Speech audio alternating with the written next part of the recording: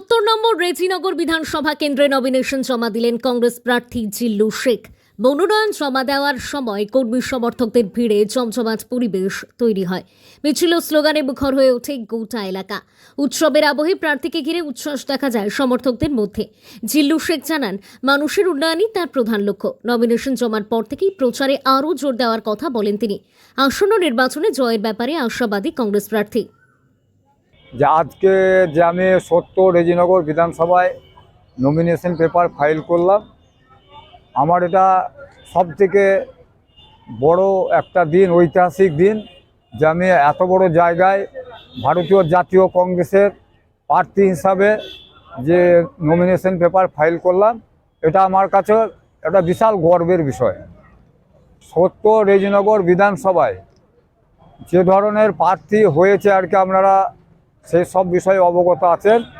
তা মানুষের কাছে আমার গ্রহণযোগ্যতা আছে, সেই তুলনায় মানুষ আমাকে ভালোবাসে। যে কংগ্রেসের একজনকে ভদ্র এবং চাষি ঘরের মানুষকে একটা প্রার্থী করেছে, তার মধ্যে কোনো হিন্দু মুসলমানের ফিলিংস নাই। সে সব সময় সমন্বয়ে ধর্মকে বিশ্বাস করে এবং সমন্বয়ে মানুষের উপকার করে এবং সমন্বয়ে মানুষের পাশে থাকে। এইটুকু আমার আশা, যে মানুষ আমাকে ভালোবাসে, নিশ্চয় মানুষ আমাকে ভোট দিবে। আমি সেখানে আশাবাদী যে আমি 70 রেজিনগর সিটে আমি জিতে যাব আর কি।